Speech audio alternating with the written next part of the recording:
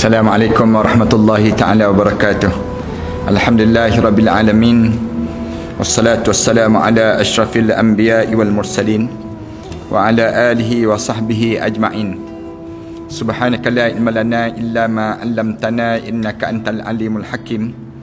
Rabbi shrah li sadri wa yassir li amri wahlul 'uqdatam min lisani yafqahu qawli.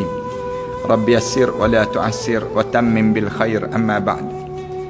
Para penonton dan sahabat-sahabat yang dirahmati dan dikasihi sekalian, pertamanya marilah sama-sama kita mengaturkan rasa syukur yang tak terhingga kita kepada Allah di atas di mana peluang yang Allah kurniakan pada kita untuk kita belajar tentang satu suasana bagaimana untuk menjadikan satu suasana masa yang akan datang nanti, masa-masa yang indah yang kita akan lalui dalam kehidupan kita ini. Sebagaimana kita hidup di atas dunia ni, para penonton sekalian, sahabat-sahabat sekalian, kita nak kepada perjalanan pada masa yang akan datang nanti, perjalanan hidup yang bahagia dan dalam keadaan yang kita lapang. Demikian juga dalam waktu mana kita hidup dalam kubur nanti, kita diajar supaya bila kita masuk dalam kubur nanti, kubur kita ni menjadi indah dan juga menjadi satu tempat yang menenangkan pada kita. Waktu mana kita berada dalam kubur nanti, kita rasa kegembiraan yang amat sangat. Bagaimana kita akan dapat nikmat yang sebegitu?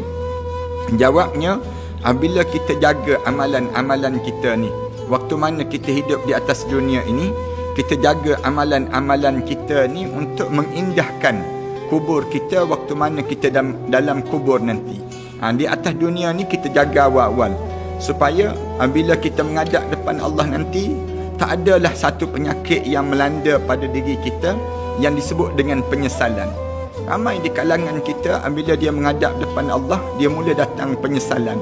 Menyesal kerana dianya tak sempat untuk nak buat amalan-amalan tertentu. Dia datang rasa penyesalan kerana dia tak buat benda-benda yang diajar, ataupun menyesal kenapa? Menyesal kerana dia tak sempat untuk pada diri dia dapat nikmat-nikmat ilmu-ilmu yang sepatutnya dia sediakan untuk dia menghadap depan Allah Subhanahu Wa Taala nanti.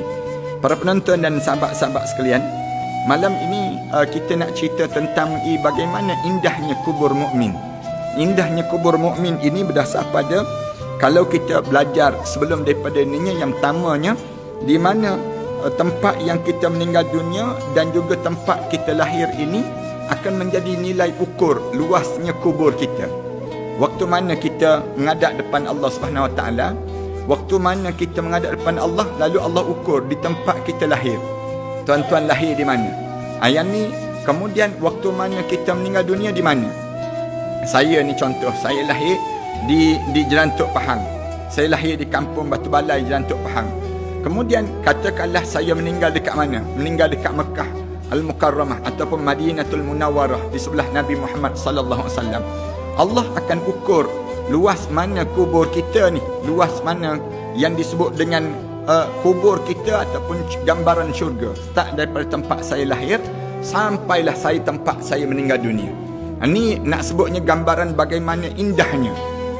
Bila tempat ni luas, maka dia akan jadi indah. Itu kaedah dalam hidup kita.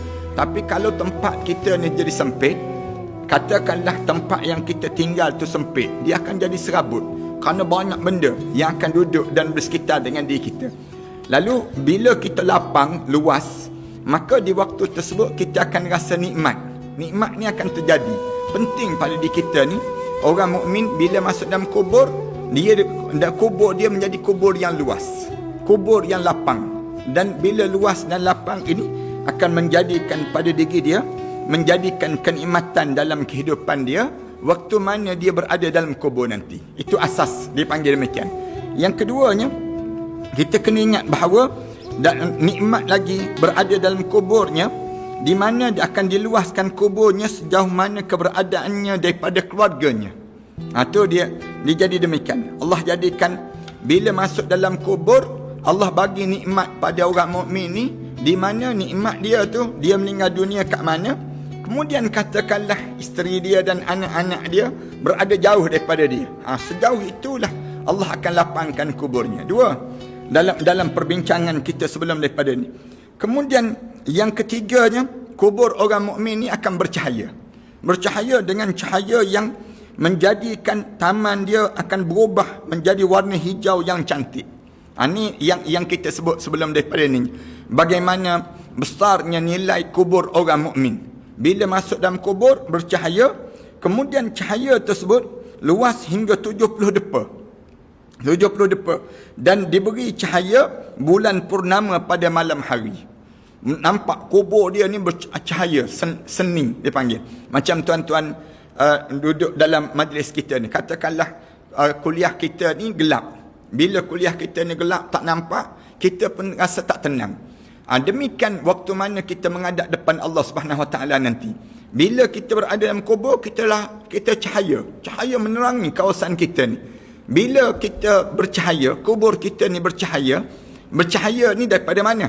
Di antaranya daripada ilmu yang ada, daripada wuduk yang dilakukan. Cahaya daripada mana? Cahaya daripada keimanan yang ada pada diri seorang. Menyebabkan kubur dia ni terang je.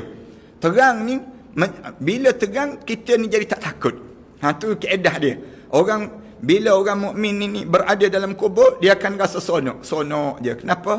Dia tak rasa takut, rasa gayat, rasa bimbang, tak ada pada diri dia. Punca daripada mana?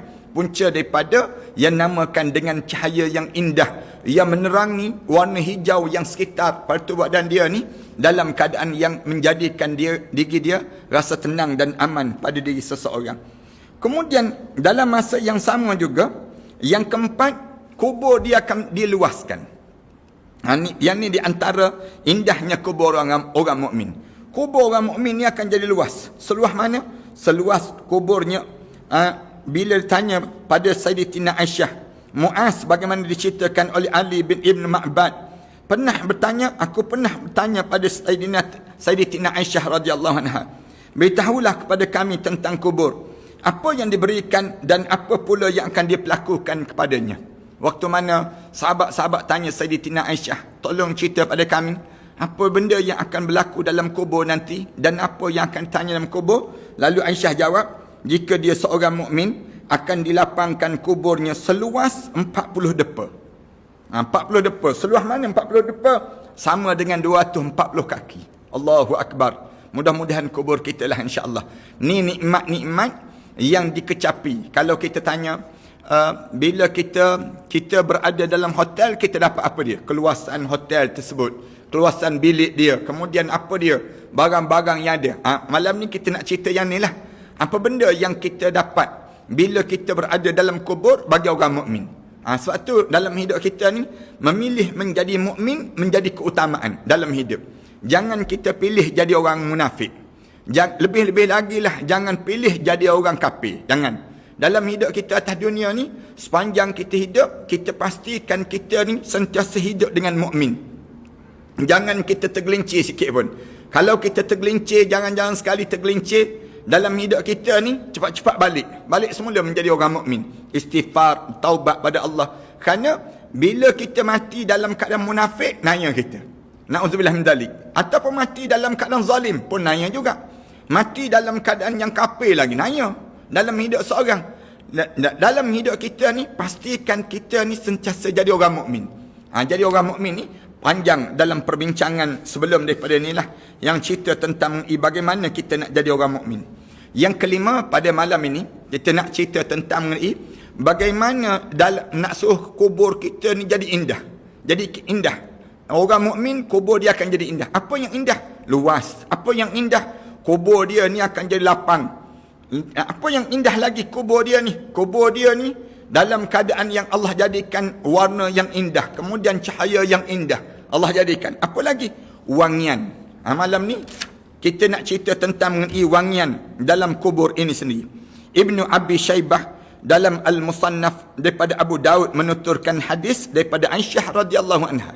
Aisyah radhiyallahu anha dia menceritakan ketika An-Najasyi meninggal dunia, kami berbicara bahawa di dalam kuburnya masih terus diperlihatkan cahaya. Nak sebutnya Raja An-Najasyi, di antara orang yang di mana dianya duduk jauh dengan Rasulullah sallallahu alaihi wasallam, tapi tiba-tiba dia beriman pada Allah dan dia meninggal dunia, lalu dia termasuk di kalangan orang-orang yang saleh. Ini perbincangan panjang dalam kerajaan Najasyi ini sendiri. Sementara Abu Nu'aim menuturkan, nak sebutnya wangian ini kita boleh perhatikan dalam cerita yang disebut begini. Fudail Abu Al-Fadl At-Tusi menuturkan riwayat daripada Uyunul Akhbar sebagai hadis marfu' dengan sanad daripada Umar. Siapa sahaja yang menerangi masjid Allah dengan sesuatu, Allah akan menerangi kuburnya kelak. Sesiapa yang sahaja yang menyebarkan bau wangi di dalamnya, Allah akan menyebarkan di dalam kuburnya bau wangi daripada syurga Allah Subhanahu Wa Taala. Allahu Akbar. Ni kena ingat betul-betul ya. Dalam hidup kita ni, Sayyidina Umar sebut dengan sanad daripada Sayyidina Umar sebut, siapa-siapa yang dia kerja dia menerangi masjid-masjid Allah, hidup atas dunia ni, dia pastikan bercahaya masjid-masjid Allah. Maksudnya apa dia? Dia menghidupkan majlis-majlis ilmu di masjid-masjid Allah. Ataupun dia ni, sama ada dia menjadikan masjid itu bercahaya lah. Nampak bila orang lalu saja orang tengok, oh cahaya terang benderang. Nampak sama ada catnya, sama ada bersihnya, sama ada masjid ni dia, kalau masjid tu makmur dia akan bercahaya terus. Itu kaedah dalam kehidupan kita lah. Bila kita ni perhati pada ada masjid-masjid kita tengok malap je, kau penuh dengan daun-daun kayu yang usang. Tanda apa dia? Masjid ni tak bercahaya. Ada masjid yang kita pergi tengok bersih je, bercahaya je. Masjid tu terang benderang. Sama ada dia masukkan lampu, sama ada dia pasangkan pelita-pelita, sama ada dia mencantikkan masjid tersebut dengan keindahan. Allah akan jadikan, katanya disebut dalam riwayat ini, kata Allah akan menerangkan kuburnya kelak. Siapa nak suruh kubur dia terangkan masjid. Itu cara mudahnya bahasa kita. Siapa yang nak suruh kubur dia gelap, jangan pergi masjid. Duduk je. Cuma dalam tempoh kita sekarang ni tak boleh pergi masjid. Punca apa? Punca COVID-19 ini. Tak boleh pergi masjid pun, orang yang dah biasa pergi masjid, dia dapat pahala pergi masjid. Walaupun dia tak pergi masjid, tapi dia dapat pahala dia pergi masjid. Dengan cara dia dah biasa sebelum daripada ni. Jangan pula kita sebelum daripada ni, kita tak biasa. Tapi bila dah berlaku COVID-19 ini, kita pula kalut nak pergi masjid. Oh, kita pun sebut. Dia kata pasar raya dah buka. Kemudian yang lain semua dah buka, masjid pula tak buka. Bila nak buka? Kita hanya sibuk provok, dia panggil demikian. Ni orang yang tak cerdik. Saya ulang banyak kali. Jangan tak tunjuk sangat kita tak cerdik, jangan. Biar nampak kita ni belajar. Biar ada orang yang belajar usul fiqh, orang yang belajar tentang qawaid fiqhiyah, dia tahu tentang hikmah di sebalik kita tak boleh pergi ni sendiri. Dia ada hikmah dia, ada qawaid dia yang disusun, ada usul dia, usul fiqh. Bagaimana kita dalam menyusun kaedah diri kita ni menyelamatkan nyawa kita ni. Jangan sampai peringkat kita terdedah. Orang kata, tu pergi pasar raya boleh. Sama ke pasar raya dengan masjid? Sama ke? Masjid ni tahu jauh lebih tinggi nilai dia dibandingkan dengan pasar raya tu. Pasar raya ni, kalau kita nak pergilah dari pasar raya. Cuma masjid, tolong jangan lagi. Kenapa? Kita tak nak mendatangkan fitnah. Bila datang daripada masjid, COVID ni berlaku di masjid, tersebar dalam keadaan demikian, bau fitnah yang lebih dahsyat. Ini dipanggil qawaid yang ada dalam kaedah hukum-hukum fiqh ni sendiri. Cuma lepas pada ni, katakanlah dibuka balik, kita nak tengok orang yang sibuk tulis, orang yang sibuk provok ini, dia datang tak datang masjid. Biasanya orang macam ni jenis provok je, jenis cakap sembang kencang, dia panggil demikian, cakap besar. Bila kita suruh azan pun bertukar-tukar lagi, hayya ala salah dengan hayya al falah pun tak betul. Nak sebutnya gambaran bagaimana di kalangan orang kita ni. Ada yang jenis demikian, provoknya boleh tahan. Tulisan dia bukan main lagi dalam tulisan dia. Kata macam-macam gaya tulisan. Bila kita suruh dia pergi duduk di masjid, hidupkan masjid, tak hidup-hidup pun. Orang yang jenis demikian pun ada juga. Yang sebegitu kita jangan layan orang yang demikian. Cuma saya nak sebutnya bahawa berdasar pada hadis ni sebut bahawa siapa-siapa yang dia menerangkan masjid, menerangi masjid, maksudnya orang yang dia menghidup dan memakmurkan masjid, Allah akan terangkan kubur dia dalam kubur nanti. Yang kedua, Yang kedua, siapa yang menyebarkan bau wangian di dalam masjid. Dan kadang-kadang kan kita pergi masjid, tengok ada minyak-minyak atar. Kadang-kadang ada perfume yang dibenarkan. Letaklah perfume di situ, bau wangi je masjid. Siapa yang mewangikan masjid, kubur dia akan jadi wangi. Kan kalau kita pergi ke Masjid Nabawi kan, dibakar bukhur. Bakar bukhur tu bau wangi semerbak. Bau wangi semerbak, bau kita ni, lekat di baju kita ni. Orang ni, bila dia masuk dalam kubur nanti, bau wangi kubur dia. Allah jadikan kelebihan bagi orang mukmin, orang yang hidup dalam keadaan yang mereka ni sentiasa dalam keadaan yang mereka mewangikan masyarakat. Sebab tu Islam ni agama yang bersih, agama yang wangi, dia panggil mereka. Kita ni jangan alergi dengan dengan kebersihan. Jangan alergi dengan wangi-wangian. Ada orang dia tak bolehlah bau ni, pening kepala disebut demikian. Jangan demikian pada diri kita. Bila kita ni bau-bauan, alhamdulillah. Kerana dalam kubur nanti kita nak kubur kita jadi bau wangi. Sebab tu disunatkan bila kita nak pergi solat pakai wangi-wangian. Makruh bila kita nak pergi solat makan durian, misal contohnya. Nak pergi solat berjemaah, tiba-tiba kita makan jering, petai, makan makanan yang menyebabkan makan bawang-bawang dan sebagainya. Bau sendawa tu bau pada orang lain, makruh hukum dia. Tapi bagi orang yang dia nak pergi ke solat berjemaah dan sebagainya, pastikan pakai wangi-wangian, pakai minyak-minyak atar, bau perfume yang dibenarkan oleh syarak. Kita pakai benda demikian yang menyebabkan kubur kita ni menjadi wangi waktu mana dalam kubur orang mukmin. Yang kelima, kubur orang mukmin ni jadi wangi-wangian, penuh dengan kewangian. Digambarkan demikian. Kemudian yang keenam, keadaan yang berlaku kepada orang mukmin, kubur orang mukmin lagi, kemampuan kepada keampunan Allah kepada pengikut-pengikut yang disebut dengan jenazah orang mukmin itu sendiri. Bila orang mukmin diusung jenazah dia, siapa-siapa yang usung jenazah orang mukmin hantar ke kubur orang mukmin tu jadi lapang indah, dan orang yang mengusung jenazah ni diampun dosa di sisi Allah Subhanahu Wa Taala. Allahu Akbar. Ni kelebihan bagi orang mukmin dipanggil. Abu Asim Al-Hambali sebagaimana diriwayatkan oleh Ibnu Abi Ad-Dunya mengatakan sesungguhnya hal pertama kali disampaikan kepada seorang mukmin di dalam kuburnya adalah ucapan. Di antara perkara yang bila masuk saja dalam kubur, kedengaran ucapan apa dia? Bergembiralah kerana telah diberikan keampunan kepada orang yang menghantar jenazah kamu tadi. Ceritanya bila orang mukmin masuk dalam kubur tu, di antara benda yang akan disebut oleh para malaikat Allah kepada dia apa dia? Semua yang mengantar jenazah kamu tadi, Allah telah ampunkan dosanya. Allahu Akbar. Kita kan dengar berita gembira kawan kita pun rasa gembira. Ni orang mukmin. Orang mukmin.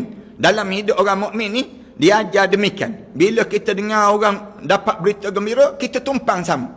Alhamdulillah, sahabat kita menjadi orang yang baik, dapat naik pangkat. Alhamdulillah, sahabat kita diberi anugerah demikian. Orang mukmin ni akan rasa alhamdulillah. Di antara nikmat yang besar bila masuk dalam kubur, bila dengar orang yang mengiring jenazah kita, yang mengusung jenazah kita, yang bawa jenazah kita sampai kita dalam kubur, diberi keampunan semua di sisi Allah SWT. Satu, jangan sedih bila kita menjadi pembawa van jenazah.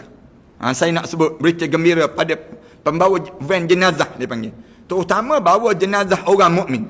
Sebab tu berebut. Orang mukmin ni bila dia meninggal dunia, orang berebut nak bawa jenazah dia. Kenapa orang berebut nak bawa jenazah dia? Kerana bila dia ni mukmin, kubur dia tu di antara taman-taman syurga, yang usung jenazah tu pun dapat ganjaran. Berdasar pada apa dia? Berdasar pada solehnya dia, solehnya seorang mukmin tadi, yang menyebabkan orang yang usung jenazah dia semua diampunkan dosa di sisi Allah Subhanahu Wa Taala. Jangan kita ni orang mukmin ni, satu bila dengar aja orang meninggal dunia, kita kena berebut untuk pergi ziarah, ataupun kita solat jenazah, ataupun kita usung jenazah dia. Bila meninggal dunia kan, Allah yarham Tuan Guru Datuk Ni Abdul Aziz Nikmat, berebut manusia. yang nak usung jenazah dia. Bila meninggal dunia, Allah yarham Datuk Dr. Harun Din, berebut di kalangan kita nak solat jenazah dia. Walaupun jenazah dia berada di Amerika, tapi orang kita datang semayang solat jenazah. Allah yarham Datuk Ismail Kamus yang baru-baru ni, sama juga di kalangan kita berebut nak solat jenazah. Kenapa?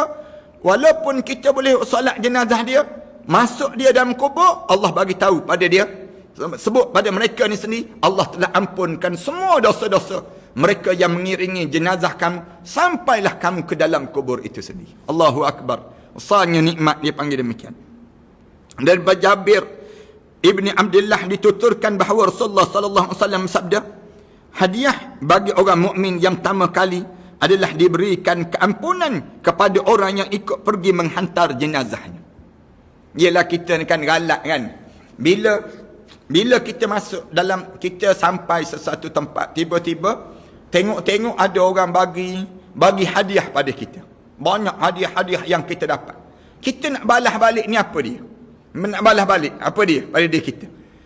Dalam hidup kita nak balas balik lah. Kalau ada orang bagi, saya kadang-kadang orang bagi hadiah. Saya naik kapal terbang, ada pilot yang bagi hadiah pada saya. Bagi hadiah ni, kadang-kadang dia bagi hadiah, dia ambil berapa barang-barang yang jualan tersebut, dia bagi hadiah pada saya. Saya sendiri ni, kita rasa galat, kita nak balas apa pada pilot ni pula lah. Paling tidak kita angkat tangan doa, ya Allah, tolong ampunkanlah dosa orang ni, ya Allah, jadikanlah kebaikan untuk dia. Tu pun bila dia dengar tu, terima kasih Ustaz, terima kasih Ustaz. Nak sebutnya ada orang demikian. Kadang-kadang orang bagi hadiah pada saya, bagi hadiah kain plekat, bagi hadiah yang disebut dengan pen, bagi hadiah macam-macam gaya, bagi hadiah pada ustaz-ustaz ni. Ustaz-ustaz ni, dia ni bila dapat hadiah tu, dia datang juga perasaan dia, aku nak balas apa dia pada orang yang bagi macam ni. Tak ada balasan yang lebih baik yang mereka nak. Apa dia? Doa. Ya Allah, jadikanlah keampunan, jadikanlah tunaikanlah hajat sahabat-sahabat saya ni. Dia berhajat demikian pada kamu, ya Allah, kamu tunaikan semua hajat ni. Bila dia dengar je, dia kata apa dia? Sonoknya Ustaz tolong sebut nama saya pun sonok dah. Ni nak sebutnya gambaran bagaimana sonoknya di kalangan kita ni, bila ada kita baca doa. Dalam kubur, bila masuk kita, orang usung jenazah kita, masuk sampai dalam kubur, kita ni sendiri ni, yang katakanlah orang usung jenazah kita, yang kita ni meninggal dunia, masuk dalam kubur, nikmat apa yang kita nak balas pada orang ni? Nikmat apa yang lebih besar daripada diri kita? Nikmat kala mana malaikat bagi tahu seluruh dosa-dosa mereka itu diampunkan di sisi Allah. Allahu Akbar. Mudah-mudahan kita dapat nikmat ini, para penonton sekalian. Saya kalau dapat nikmat-nikmat sebegini, kita akan rasa syukurnya, ya Allah, seronoknya, ya Allah, kamu kurniakan nikmat yang sebegini dalam hidup kita ni. Kita dalam kubur, tapi orang yang usung jenazah kita ni dapat nikmat-nikmat yang demikian rupa. Ibnu Abbas menuturkan bahawa Rasulullah sallallahu alaihi wasallam pernah bersabda, sesungguhnya pahala yang diberikan pada orang mukmin setelah kematiannya adalah diberikan keampunan pada seluruh orang yang menghantar jenazahnya. Ni dengar betul-betul ni. Satu kita ni, bila dengar jenazah orang-orang soleh meninggal dunia, kita mesti berebut. Mesti kita ni ambil peluang sama. Tuan-tuan tengok orang yang di Masjid Nabawi, misalnya contoh. Bila ada orang meninggal dunia kan, orang berebut, nak pegang je, nak pegang. Nak pegang usungan tu pun rasa nikmat dah. Padahal kitanya, kalau di saat mana, kenapa kita nak jadi demikian? Bila dia masuk, dia jadi orang mukmin. Dalam kubur tu, kubur dia berubah menjadi taman pada taman-taman syurga. Dan orang yang di bumi, di perkuburan Baqi', semuanya di kalangan ahli syurga. Jannatul Baqi'. Dan dipanggil syurga Baqi'. Syurga Baqi' ni, ada sahabat kita kan, Allah yarham Ustaz Nur Azli Musa, di antara orang yang Allah bagi peluang meninggal dunia di Madinah, yang janggut dia panjang tersebut, Ustaz dipanggil Ustaz Taliban, sahabat rakan karib saya lah. Alhamdulillah, dia meninggal di dunia di kota Madinah, dia dikuburkan di depan saja, masuk saja di perkuburan Baqi'.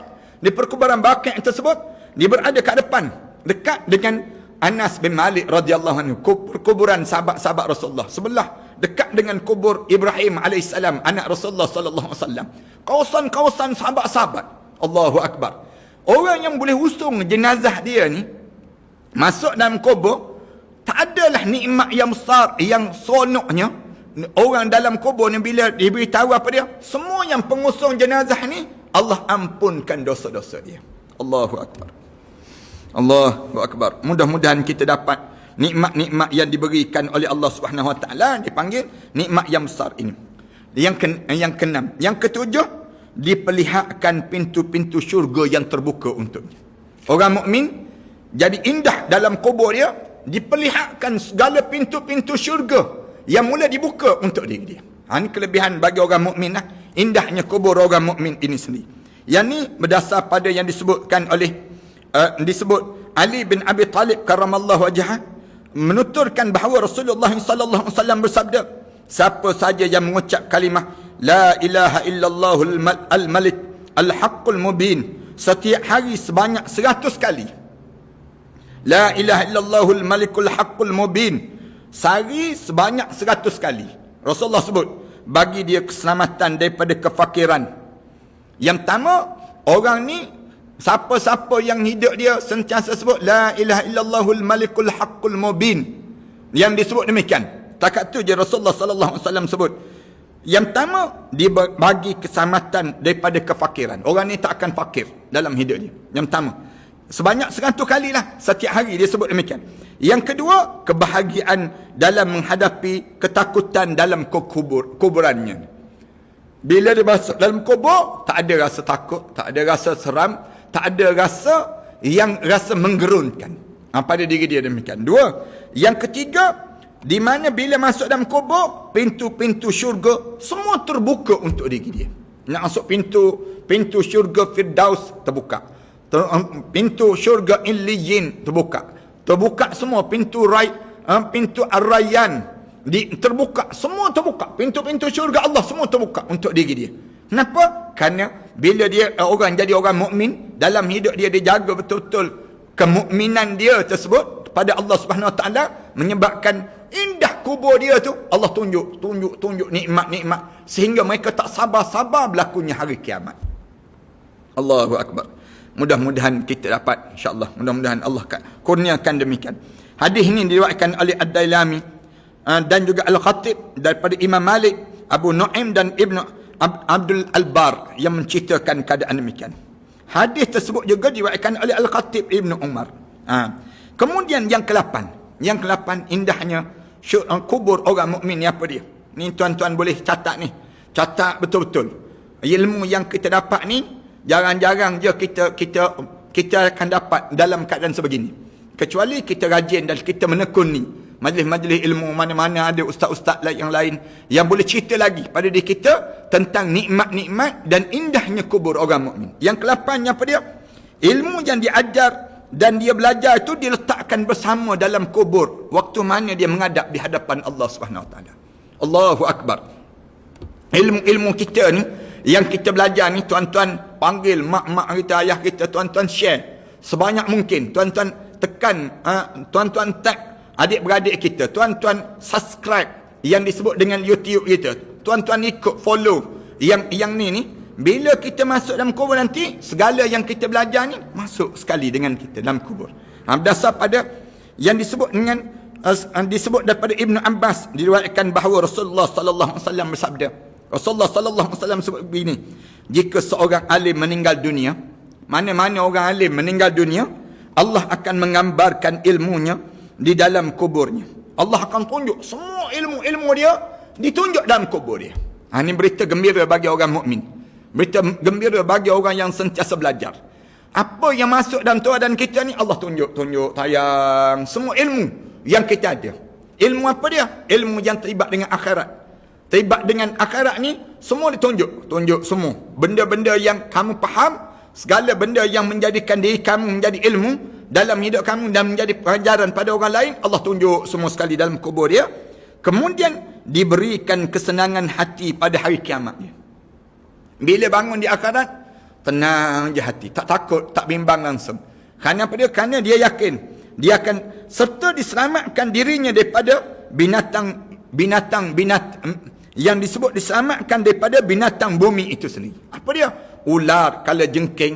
Bila masuk dalam kubur nanti, terselamat daripada makhluk-makhluk yang buas, Dalam kubur tersebut, dia tak ada lagi makhluk-makhluk yang buas yang datang saat mana berada dalam kubur ini sendiri.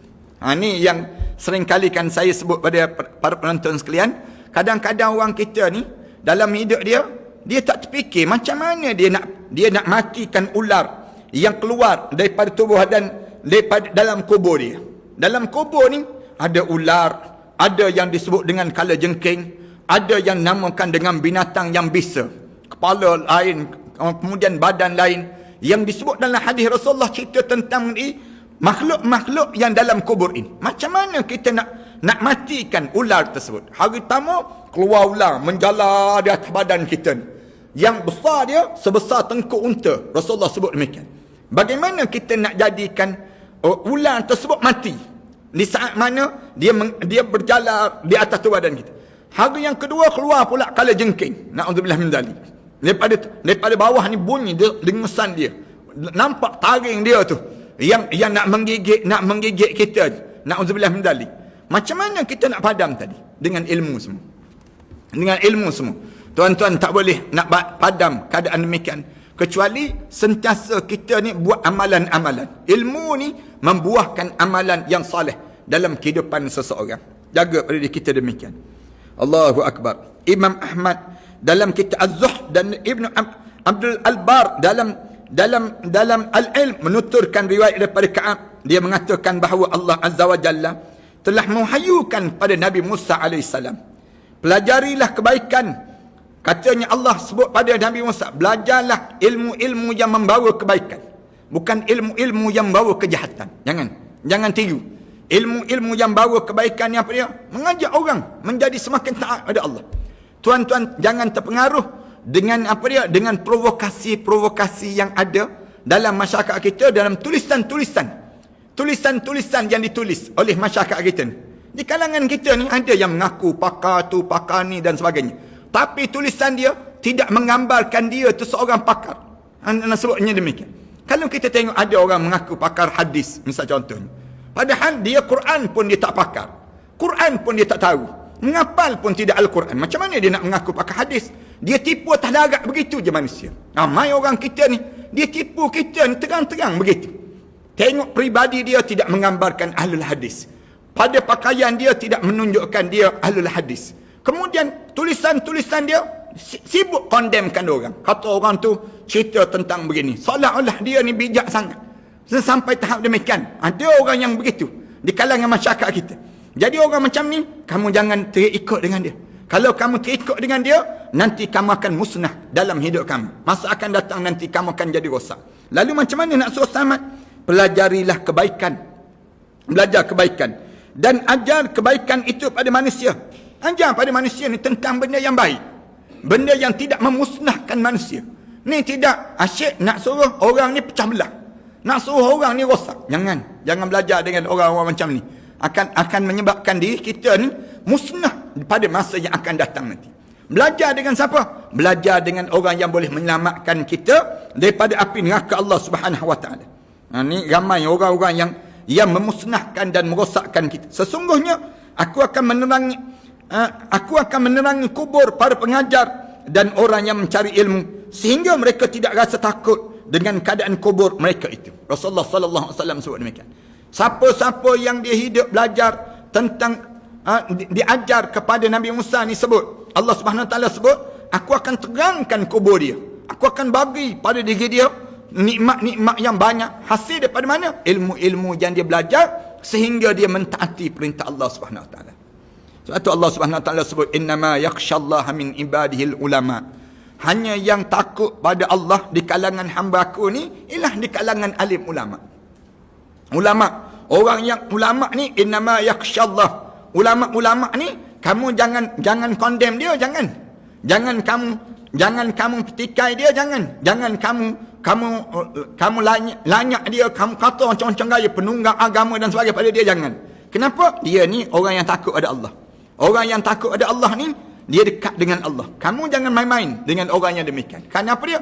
Kerana Allah kurniakan kelebihan dalam kehidupan dia dengan ilmu-ilmu. Bila dia masuk dalam kubur tersebut, bercahaya kubur dia dan Allah akan jadikan ketenangan dan kelapangan dalam kehidupan mereka semua. Kita kena jadi sampai peringkat tu. Itulah perhaniskan. Jangan jadi sampai peringkat kita ni orang yang hanya bijak menjadi apa dia? Facebooker tu yang jenis Instagramer begitu saja. Tapi kita tak menjadi orang yang faqih dalam agama Allah Subhanahu Wa Taala. Rugi orang panggil demikian. Yang kesembilan, dia akan dapat bila orang mukmin ni masuk dalam kubur, dia dapat ketenangan dan kebahagiaan. Ni kelebihan orang mukmin. Bila masuk dalam kubur, orang mukmin ni saat mana masuk dalam kubur dia menjadi ketenangan dan kebahagiaan yang dia akan rasai. Ni indahnya kubur orang mukmin. Tajuk yang kita bincang. Macam mana indah tersebut? Indahnya dia akan rasa tenang. Dia rasa lapang je pada diri dia. Tak ada pada diri dia ni rasa pada diri dia rasa kenapa aku begini, kenapa? Tak ada dah. Nikmat-nikmat yang tak sabar-sabar dinikmati. Orang mukmin bila masuk saja dalam kubur, dia rasa nikmat itu besar dalam hidup dia. Ja'far Ibn Muhammad menuturkan hadis daripada ayah dia yang diterima daripada datuk dia. Dia berkata bahawa Rasulullah sallallahu alaihi wasallam sabda. Rasulullah sallallahu alaihi wasallam sebut, tidaklah seorang membahagiakan seorang mukmin melainkan daripada kebahagiaan itu Allah mencipta baginya malaikat yang mengabdikan dan mengesakannya. Rasulullah sallallahu alaihi wasallam sebut, siapa-siapa yang melapangkan orang mukmin, Allah akan melapangkan bagi dia. Allah akan hantar malaikat ni cerita malaikat yang menjadikan hamba kepada Allah Subhanahu Wa Taala dan mengesakan Allah Subhanahu Wa Taala. Jika hamba itu telah dikembalikan ke kuburannya, Rasulullah cerita demikian.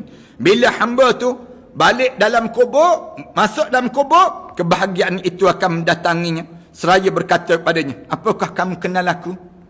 Bahagia itu datang, tanya orang mukmin dalam kubur, kamu kenal tak aku ni apa dia? Lalu orang mukmin tanya, siapa kamu? Siapa kamu? Lalu dijawab, aku adalah kebahagiaan yang telah kamu berikan pada si fulan bin si fulan. Ni kadang-kadang kan ada orang yang datang jumpa dengan kita, dia cerita masalah tu menyebabkan kita tolong selesaikan masalah dia. Kita bagi tahu begini. Dia pun rasa balik tu rasa bahagia je. Seronok jumpa dengan orang ni. Kerana dia telah menjadikan masalah kita selesai. Kerana dia panggil demikian. Orang ni orang yang membahagiakan hidup. Ada orang yang hidup dia ni, orang jumpa dengan dia jadi tenang. Ada orang yang jumpa dengan dia jadi serabut. Ada orang yang demikian. Kita ni kan ada orang yang kita nak berjumpa dan ada orang yang kita tak nak berjumpa. Dia panggil demikian. Dalam hidup kita ni ada orang yang kalau kita berjumpa dengan dia, kita selesai masalah. Orang ni bila masuk dalam kubur nanti bahagia. Allah jadikan kebahagiaan dalam hidup. Ada orang yang kita berjumpa dengan dia, semakin berjumpa semakin tension kita. Menyesal berjumpa dengan dia. Ada kadang-kadang kan, minta maaf nak sebut. Kadang-kadang kita berjumpa dengan beberapa orang doktor. Kita berjumpa dengan doktor yang pertama. Doktor yang pertama ni, bila dia cerita pada kita tu, lagi tertekan kita. Allah susahnya, payahnya dan sebagainya. Doktor ni kata, penyakit ni boleh bawa kematian. Kalau begini, kita pun jadi tertekan. Yang ni bahaya ni doktor ni. Doktor ni bahaya. Ada doktor, kita berjumpa dengan dia, doktor ni sebut, jangan takutlah, sikit je. Yang ni kita akan selesaikan begini. Dia tolong pula. Doktor ni doktor yang membahagiakan orang. Doktor yang macam ni bila masuk dalam kubur nanti, Allah jadikan kebahagiaan untuk diri dia. Kerana dia demikian meneguhkan ucapan kamu, memberikan kesaksian pada hari kiamat, memberi syafaat pada kamu dan memperlihatkan tempat kamu dalam syurga nanti. Itu cara demikian. Kemudian yang akhir sekali, apa dia menjadi kubur orang mukmin ni indah, dijaga oleh para malaikat Allah Subhanahu Wa Taala. Masuk je dalam kubur kita dikawal oleh para malaikat Allah. Pengawal ini penuh, dalam keadaan penuh. Nak sebutnya terjaga. Bila masuk dalam kubur je, kubur kita ni semua dikawal. Sebelah kanan, kiri, belakang, depan dikawal oleh para malaikat Allah. Seumpama kita ni dalam keadaan lebih daripada yang di Pertuan Agung. Lebih daripada segala-galanya. Dikawal oleh malaikat-malaikat ni jaga. Supaya apa dia? Tidak ada yang namakan dengan kesengsaraan datang untuk merosakkan pada diri dia. Abu Bakar As-Siddiq karramallahu wajhah, Abu Bakar As-Siddiq menuturkan bahawa Rasulullah sallallahu alaihi wasallam bersabda, Nabi Musa pernah bertanya, Tuhanku, apa yang diberikan bagi orang yang menjenguk orang sakit Apa yang kamu akan beri ya Allah kalau ada seorang yang suka menziarahi orang sakit ya Allah? Lalu Allah berfirman pada Nabi Musa, ditugaskan padanya 2 malaikat yang akan menjenguknya di dalam kubur sehingga dia dibangkitkan di akhirat nanti. Mana-mana orang yang suka ziarah orang sakit, baca doa pada orang sakit, kemudian dia meninggal dunia. Bila dia meninggal dunia masuk dalam kubur nanti, ada malaikat yang jaga diri dia. Jaga. Kerana apa dia? Atas dunia dahulu, dia tolong pergi baca doa pada orang sakit. Dia tolong bantu orang sakit. Bila masuk dalam kubur dia akan dijaga oleh para malaikat Allah Subhanahu Wa Taala. Tuan-tuan, malam ni kita telah cerita tentang 10 keindahan syurga Allah Subhanahu Wa Taala. Bagaimana orang mukmin akan rasa nikmat syurga Allah. Mudah-mudahan 10-10 tadi akan dapat pada kita, dan kita akan diberi kenikmatan yang indah dan yang besar di sisi Allah Subhanahu Wa Taala. Terima kasih di atas kesempatan yang baik pada malam yang baik ini. Mudah-mudahan Allah jadikan kebaikan yang terusan di kalangan kita, dan Allah masukkan kita di kalangan hamba-hamba Allah yang diberi kuburnya di antara taman-taman syurga. Semua yang hadir pada malam ni, semua yang taib amin pada malam ini, ataupun semua di kalangan kita yang bersama ataupun yang subscribe malam ini, yang turut serta dalam program kita malam ini di Instagram, di YouTube dan juga dalam Facebook ini, insya-Allah mudah-mudahan kalian semua di kalangan ahli syurga Allah Subhanahu Wa Taala. Mudah-mudahan Allah jadikan demikian, insya-Allah. Terima kasih. Di atas kebersamaan pada malam yang baik ini, ada pertanyaan yang ditanya oleh sahabat-sahabat ini. Saya nak jawab sikit kalau ada pertanyaan-pertanyaan lah. Tapi kalau tak ada pertanyaan, insya-Allah mudah-mudahan Allah Subhanahu Wa Taala jadikan semua di kalangan kita ni di antara orang-orang yang diberkati dan dirahmati di sisi Allah Subhanahu Wa Taala. Insya-Allah. Bestnya kuburan Baqi', kubur angkat syurga. Kuburkanlah aku di sana. Fairuz abadi. Amin ya rabbal alamin. Mudah-mudahan Allah jadikan kebaikan itulah yang berterusan dalam kehidupan kita. Kemudian ada yang amin insya-Allah. Mudah-mudahan semua yang mengaminkan ini, yang turut serta pada malam ni di kalangan hamba-hamba Allah, yang Allah jadikan kubur kita sekejap lagi di antara taman-taman syurga, insya-Allah. Mudah-mudahan demikian. Tak ada pertanyaan-pertanyaan tu, tak ada. Kemudian ada yang orang yang suka melawat. Ada yang tak tanya. Orang yang suka melawat orang sakit dan baca doa, ada malaikat akan jaga padanya. Ya, betul. Yang disebut tadi. Mudah-mudahan 10 perkara yang saya sebut tadi menjadi satu ilmu pada kita semua, insya-Allah. Mudah-mudahan kubur kita menjadi kubur yang indah. Terima kasih sekali lagi tuan-tuan. Sekali lagi saya nak maklumkan tentang ibadah korban yang kita dah mula laksanakan, insya-Allah. Kita akan laksana pada hari raya. Sekarang ni kita baru buka peluang pada tuan-tuan yang nak buat korban, sama ada seekor kambing ataupun tuan-tuan nak korban lembu satu bahagian dan sebagainya, ataupun ambil seekor lembu terus, insya-Allah. Satu keluarga kita kan. Mudah-mudahan tunggangan ini akan menjadikan kemudahan pada kita melalui titian sirah Allah Subhanahu Wa Taala nanti, dan kita akan cepat untuk berada dalam syurga Allah Subhanahu Wa Taala.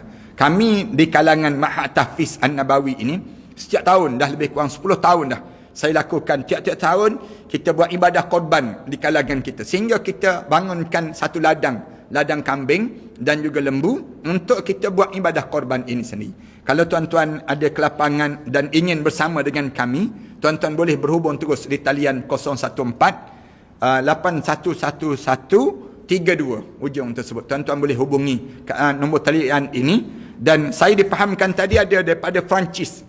Saudara kita, sahabat kita daripada Perancis pun turut serta melaksanakan untuk bersama, dan dia telah beinkan, dan saudara-saudara kita daripada luar negara turut serta untuk melaksanakan ibadah korban. Kambing biasanya saya akan terlibat sendiri. Saya akan hadir, saya akan sembelih sendiri.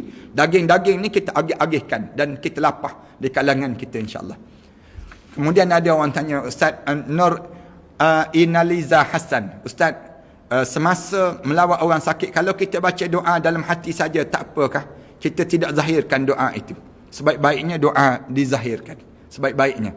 Boleh, tak jadi masalah. Baca doa dalam hati pun tak jadi masalah.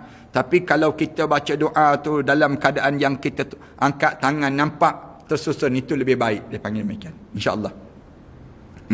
Terima kasih pada sahabat-sahabat yang nak pada kitab ni. Sahabat-sahabat yang nak pada jadikan kematianku husnul khatimah. Kitab ni baru keluar dalam bulan Ramadan baru ni.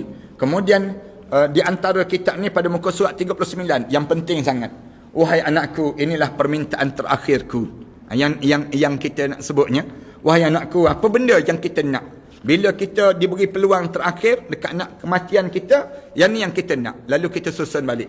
Yang tuan-tuan yang nak pada kitab ni, tuan-tuan bolehlah hubungi di talian 019 577 6306. 577-6306. Yang ibadah korban tadi 014-8111-32 hujung tersebut. InsyaAllah tuan-tuan boleh berhubung direct lah di talian ini. Cepat-cepat sikit kerana kami dalam proses untuk nak susun balik. Dan kalau tuan-tuan ada kesempatan dan kita ada peluang pada diri kita ni, kita nak jadikan susunan yang baik, dan nama-nama tu senang kita nak baca dan kita niatkan insyaAllah. Terima kasih sekali lagi. Dan yang nak pada kitab ni, tuan-tuan bolehlah berhubung terus. Ataupun sebelum daripada ni, saya karang kitab ni persiapan menjelang kematian. Mudah-mudahan Allah rahmati dan Allah berkati kita semua. Aku qouli hadza wa astaghfirullah li wa lakum. Wassalamualaikum warahmatullahi taala wabarakatuh. Bismillahirrahmanirrahim. Alhamdulillahirabbil alamin. Wassalatu wassalamu ala asyrafil anbiya'i wal mursalin wa ala alihi wa sahbihi ajma'in. Rabbana iftah bainana wa bain qaumina bil haqq wa anta khairul fatihin. ربنا ظلمنا أنفسنا وإن لم تغفر لنا وترحمنا لنكون من الخاسرين ربنا وتب علينا إنك أنت التواب الرحيم ربنا آتنا في الدنيا حسنة وفي الآخرة حسنة وقنا عذاب النار والحمد لله رب العالمين.